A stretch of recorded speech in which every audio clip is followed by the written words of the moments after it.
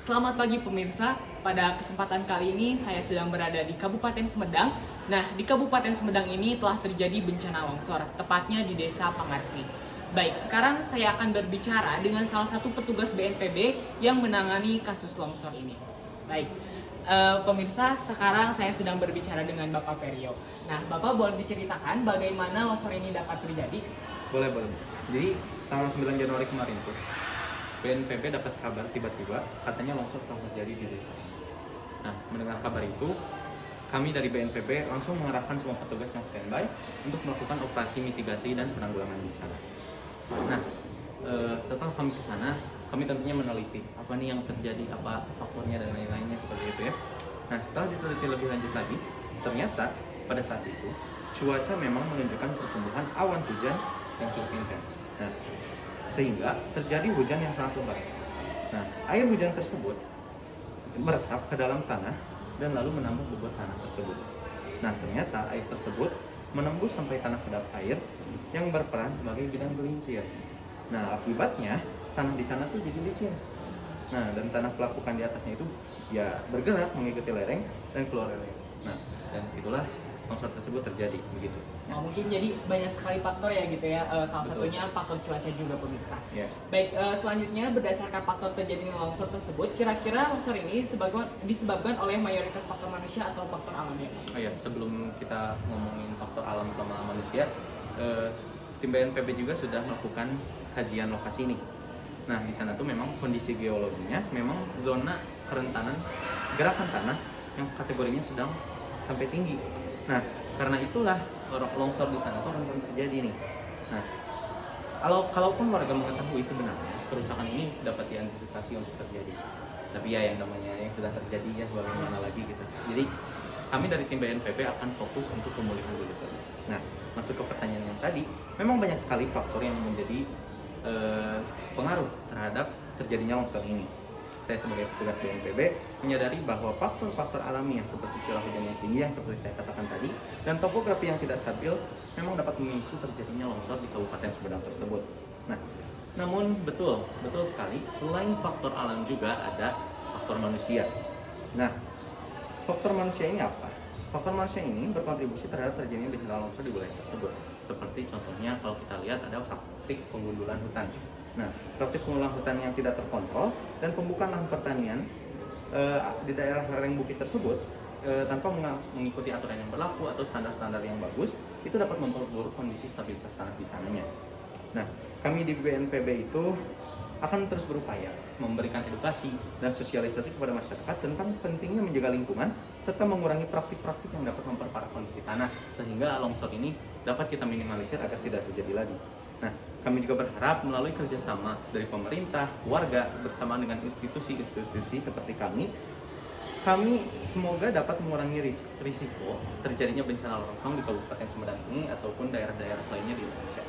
Baik, apakah ada alat untuk mendeteksi longsor ini, Pak, khususnya di Kabupaten Sumedang yang kemarin terjadi? Oh iya, tentu saja. Kami di BNPB Sumedang ini punya alat yang namanya Gamma EWS atau Gamma Early Warning System. Nah, jadi alat ini tuh mudahnya gitu ya, sistem yang dirancang untuk memantau, mendeteksi, dan juga memberikan peringatan dini terhadap adanya bahaya longsor aktif.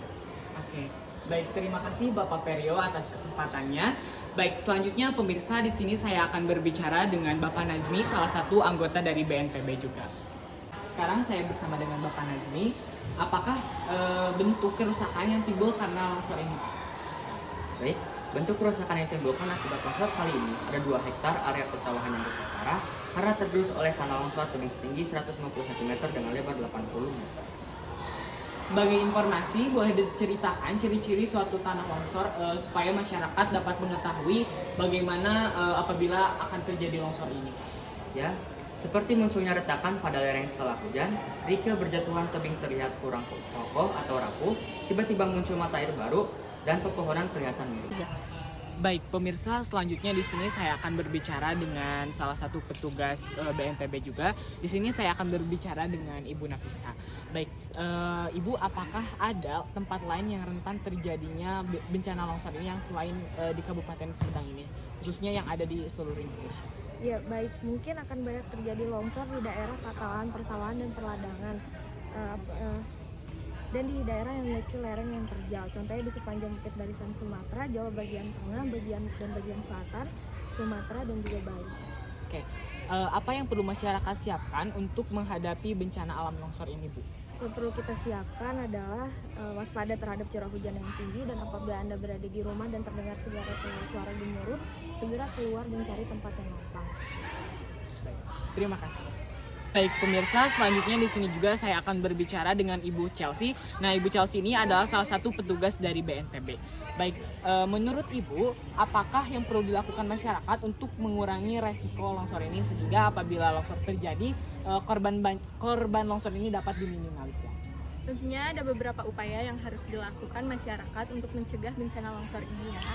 Antara lain adalah untuk melalui kegiatan penanaman pohon di daerah hulu, rehabilitas hutan dan lahan, dan mengubah budaya tani hortikultura ke tanaman kayu-kayuan.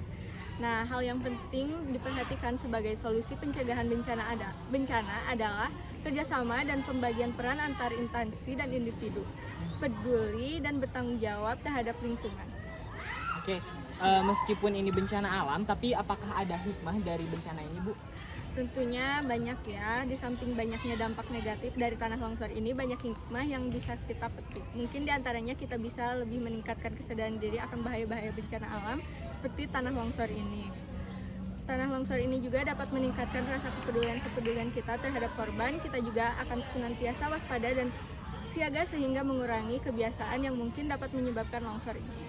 Oke, ini pesan terakhir untuk masyarakat dalam menghadapi longsor dari Ibu sendiri apa? Tentunya kami turut prihatin dan berbelasungkawa atas terjadinya tanah longsor ini di Desa Pegarsi, Kabupaten Sumedang ini. Kita semua harus tetap waspada dan berhati-hati. Semoga bantuan yang kami beri bermanfaat dan dapat membantu kalian masyarakat semua. Oke, baik, terima kasih ya Bu waktunya. Baik pemirsa, itulah wawancara kami dengan beberapa petugas BNPB yang ada di Kabupaten Sumedang ini. Mudah-mudahan semua yang terkena korban bencana longsor ini dapat diberikan kesabaran oleh Allah Subhanahu wa Ta'ala.